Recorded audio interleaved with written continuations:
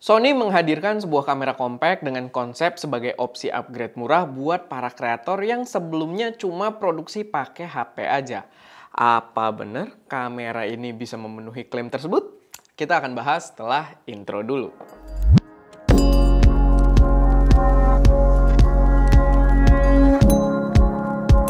Halo semuanya, selamat datang di channel SM Media dengan gue Erwin. Dan pada video kali ini gue pengen bahas Sony ZV-1F. Kamera yang diklaim katanya bisa jadi upgrade buat kalian para kreator yang mungkin sekarang kalau produksi itu pakai HP doang. Dan kita pengen cari tahu apakah benar kamera ini bisa berlaku sebagai upgrade kalau misalkan kalian sebelumnya udah pakai HP doang gitu ya, either iPhone atau semacamnya kalau buat produksi. Nah, untuk harga sendiri sebelumnya gue belum tahu sebenarnya. Tadi gue ngomong kayak kepleset gitu. Sebenarnya gue belum tahu dia dijual berapa di Indonesia. Tapi ZV-1F ini harusnya kalau di luar itu $200 lebih murah dari ZV-1. Dan ZV-1 sendiri di Indonesia sekarang harga barunya itu masih di 9,5 jutaan. Jadi mungkin gue expecting dia bakal dijual mungkin sekitar 7 atau 8 jutaan. Semoga aja sih agak jauh, karena gini, kalau gue bilang upgrade dari kalian yang produksi pakai HP, mungkin iya bisa gue bilang begitu, tapi ada beberapa quirks gitu ya, ada beberapa hal yang menurut gue itu cukup kurang gitu ya buat gue yang pengen gue bahas di sini. Jadi pastiin kalian ikutin video ini sampai habis biar tahu apa aja yang gue maksud. Kalau kita bandingin sama Sony ZV-1 sendiri, memang kamera ini ada beberapa pengurangan, makanya harganya bisa lebih budget juga. Kayak lensanya dia bukan lensa zoom lagi, jadi di sini nggak ada motor, lensanya fixed lens, cuman dia agak lebih luas sih. Kalau ZV-1 itu dia startnya di 24 sampai 70 mm kalau nggak salah ekuivalensinya, sedangkan di sini ekuivalensi 20 mm. Jadi sebenarnya plus minus karena 20 mm tersebut kita kalau pegang jarak tangan aja itu cukup luas gitu buat vlogging lebih enak. Tapi ya tetap kualitas lensanya sendiri karena dia fix aja, nggak ada motor yang bergerak, dia jadi nggak semahal si ZV-1 gitu kan. Lalu dia juga nggak punya electronic ND filter, jadi kita nggak bisa gelapin dengan aktifin ND filternya gitu kan buat ngatur exposure triangle biar lebih luas. Sama kekurangan yang paling mengganggu menurut gue adalah sistem autofocusnya yang sekarang menjadi contrast detect autofocus, bukan phase detection autofocus. Jadi ya jadi mirip Lumix ekspektasi gua karena sama-sama contrast detect gitu kan. Tapi Lumix harusnya lebih baik juga karena dia di flagshipnya juga kan contrast detectnya, sedangkan di sini dia contrast detect dan ada di entry level yang ya nanti gua akan bahas juga karena ada beberapa hal yang pengen gua utarakan juga soal autofocusnya.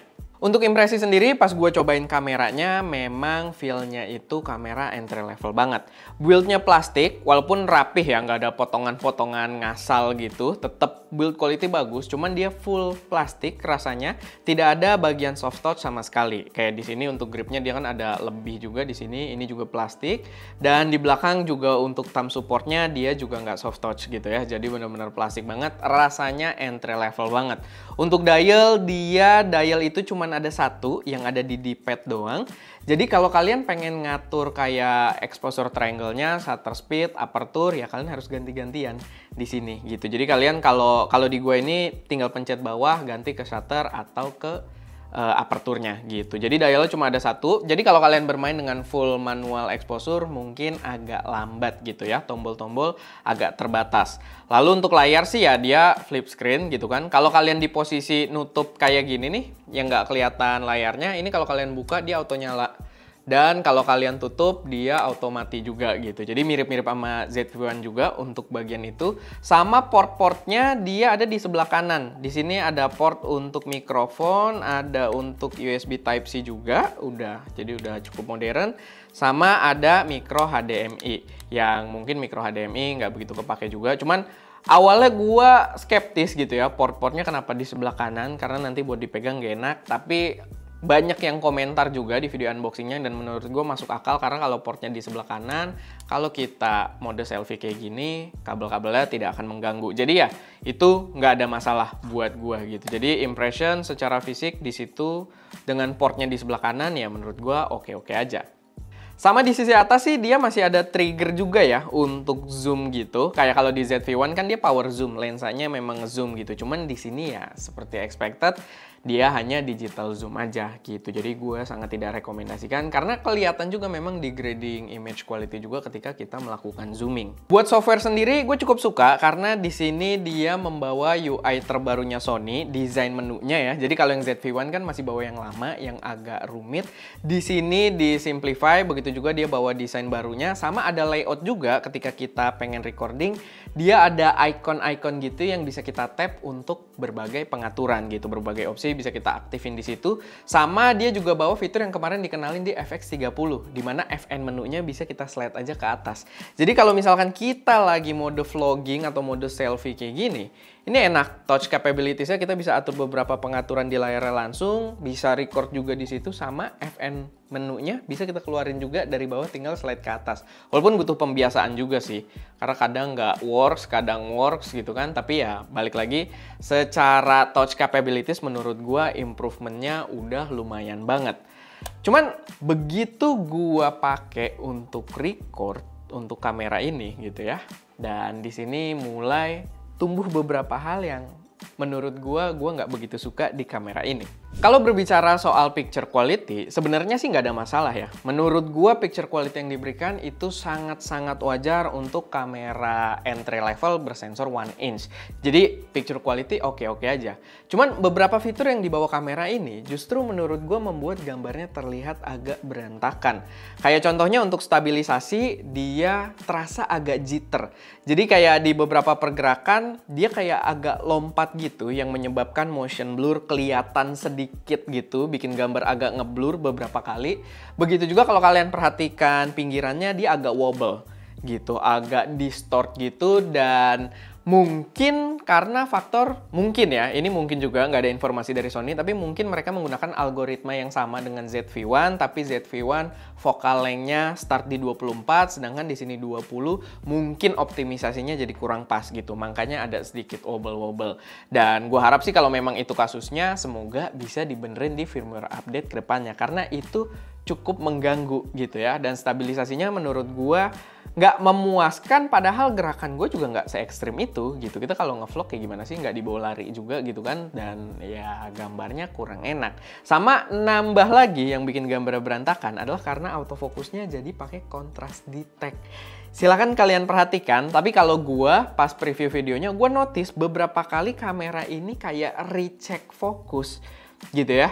Jadi rasanya memang kayak kamera-kameranya Lumix yang dulu kita pakai kalau di mode autofocus gitu kan, dan itu rasanya tidak Sony banget gitu. Sehingga ketika gua lakukan beberapa test shot, Ska juga ngambil beberapa test shot, gua preview di laptop gua merasa gambarnya kok kayak agak berantakan gitu. Hal yang gua tidak merasakan di Sony ZV-1. Gua excited banget waktu ZV-1 keluar gitu. Salah satu kritik gue cuman UI-nya aja yang masih agak menyulitkan buat para pemula.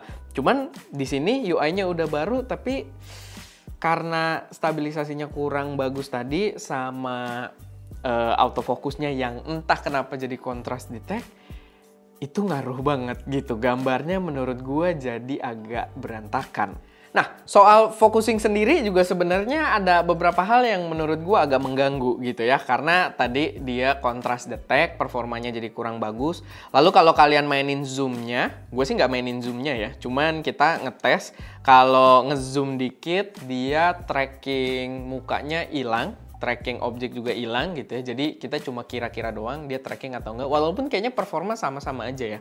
Tetap dia akan recheck lagi. Kalaupun ada tracking box-nya tetap recheck lagi gitu. Kadang sesekali agak ngeblur. Dan tapi kalau kita ngezoom dikit itu hilang gitu. Jadi itu patut juga menurut gue buat kita note. Sama dia juga masih membawa fitur yang di ZV-1 itu lumayan oke. Ada juga di ZV-S10 seingat gue. Yaitu adalah product showcase. Tapi product showcase-nya di sini rasanya tuh agak gimmick banget gitu. Jadi agak terkesan maksa. Jadi kalau product showcase-nya ini kita nyalain, dia mode fokusnya berubah aja. Jadi bukan tracking, jadi ke center gitu. Jadi kayak pakai poin, trackingnya itu ke tengah. Karena di sini juga kita dikasih note ketika kita nyalain product showcase-nya, kita bilang produk itu ditempatin ke tengah framing kita gitu, biar bisa terfokus ke situ. Dan menurut gue itu agak gimmick karena hampir semua kamera yang mode fokusnya bisa kita ubah, ya bisa melakukan itu gitu. Tinggal pilih center atau kita pilih pakai poin, kita tempatin di tengah atau agak ke bawah dikit malah lebih enak gitu kan.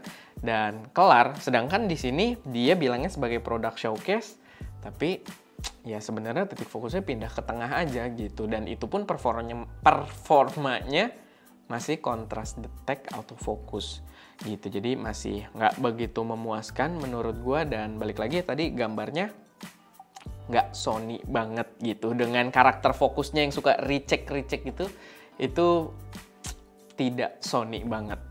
Untuk audio sendiri menurut gua oke, nggak ada masalah. Dia kalau dibilang bagus sih nggak bagus banget, tapi cukup proper lah. Suara bisa agak terfokus, tapi suara environment sekitar tetap lumayan kedengeran.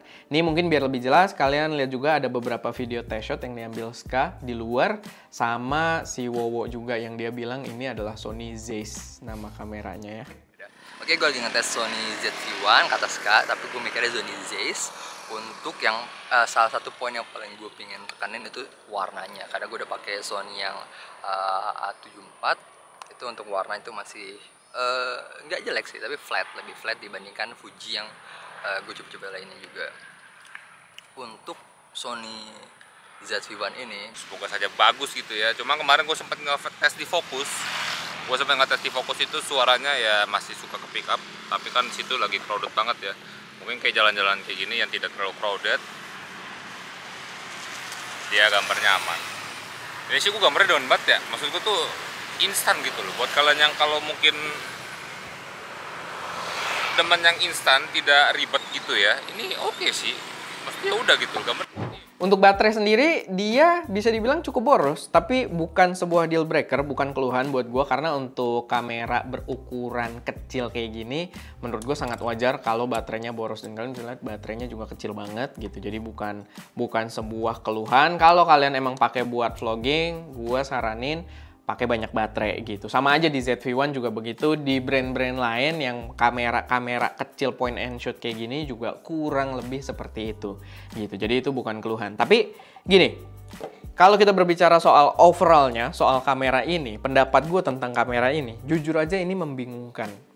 Sangat-sangat membingungkan. Karena gini, dia harganya akan lebih murah dari ZV-1. Tapi gue berharap harganya jauh lebih murah dari ZV-1. Kita belum tahu harga di Indonesianya nanti berapa. Tapi kalau harganya cuma beda tipis, gua akan ambil ZV-1 gitu loh. Gua merasa gambarnya bisa terlihat lebih rapih dengan face detection autofocusnya Sony yang jauh lebih reliable. Menurut gua ya ZV-1 lebih oke. Walaupun ya ZV-1 kita mengorbankan UI-nya masih pakai yang lama, nggak ada icon-icon buat di tap. Begitu juga kalau ZV-1 itu startnya di 24 mm, jadi kita harus agak jauh megang kameranya biar dapat framing yang bagus gitu, yang luas. Jadi ya, tapi balik lagi sih, kalau untuk mengorbankan kualitas ya menurut gua nggak worth it juga. Gua akan tetap pilih si ZV-1 kalau harganya nggak beda jauh. Makanya gue berharap harganya lumayan beda jauh. Atau kalau kalian memang punya budget yang bisa lebih tinggi lagi untuk di-spend, atau kalian bisa tahan sebentar, nabung lagi, menurut gue ya lebih baik ambil kayak Sony ZV-S10, karena langsung ngerasain mirrorless banget gitu kan. Dengan ekosistem E-mount-nya Sony, kalian bisa bereksperimen ke depannya jauh lebih long term lagi buat dipakai, dan improvement kualitasnya pun bener-bener kelihatan bedanya gitu dibandingkan kalau pakai smartphone kayak gitu. Bahkan sebenarnya kalau kita berbicara sama smartphone sendiri bisa membuat video yang kalau secara kualitas lebih rapih secara effortless gitu. Walaupun gue juga bahas ya kemarin waktu ada video produksi pakai iPhone, di video tersebut ya setelah gue rasain, kalau kita berbicara soal workflow, produksi pakai iPhone itu sangat menyebalkan karena pindahin datanya lambat banget gitu kan. Jadi gue tetap mungkin bedanya sedikit, tapi gue lebih rekomendasikan pakai kamera point and shoot kayak gini, karena ya udah pakai SD card, kita tinggal pindah langsung start edit gitu kan. Dan ya lebih proper juga gambarnya kalau kalian pengen ngerasain pengoperasian sebuah kamera gitu, belajar exposure triangle, belajar poin-poin yang memang dipakai di satu kamera. Cuman setelah ngerasain kamera ini, ya balik lagi, gue nggak tahu harganya nanti berapa, tapi kalau bedanya tipis, gue sih gue merasa gap yang sangat jauh soalnya dengan ZV-1 gitu. Gue ZV-1 sangat-sangat excited, sangat-sangat suka juga pas memang udah gue pegang produknya, gue cobain buat bikin konten, gambarnya top marko top gitu kan. Di sini gue nggak merasakan itu gitu. Padahal tadinya gue excited karena opsi yang lebih murah dengan lensa yang lebih wide gitu kan. Tapi kayaknya ZV-1 masih lebih oke. Tapi ya balik lagi, nanti kita baru bisa judge kalau kita lihat perbedaan harganya sejauh apa. Kayak gitu. Dan ya paling itu aja sih sedikit pembahasan dari gua seputar Sony ZV-1F kali ini. Kalau ada koreksi, saran, atau pertanyaan silahkan taruh aja semuanya di kolom komentar. Dan jangan lupa buat subscribe karena kita juga ada kedatangan Sony A7R Mark V yang sangat-sangat menarik. Tapi tolong sabar gitu ya, karena kita juga masih banyak yang nagihin FX30 buat lebih in-depth-nya, yang versus sama XH2S buat slow-mo-nya. Iya, kita lagi on progress semua yang kita kerjain banyak, jadi tolong bersabar gitu ya. Tapi itu aja buat video kali ini. Dan ya, semoga bermanfaat. Gue Erwin, di belakang kamera Daska, dan jangan lupa untuk berkarya.